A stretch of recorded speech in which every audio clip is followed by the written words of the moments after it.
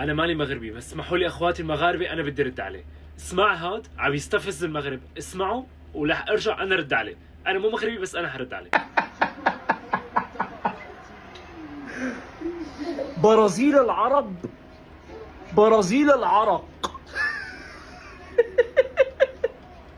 قال لك المغرب عايز ياخد كاس العالم،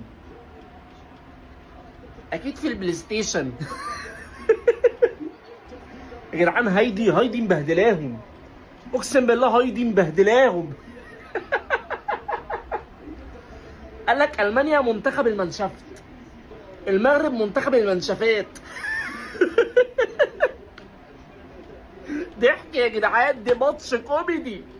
طبعا انا كشخص لما برد عليك برد عليك لشخصك، ما برد على الجماهير المصريه، لانه الجماهير المصريه بتحترم كل العرب. البدايه عم تتمسخر على الناس اللي عم تقول عن المغرب برازيل العرب.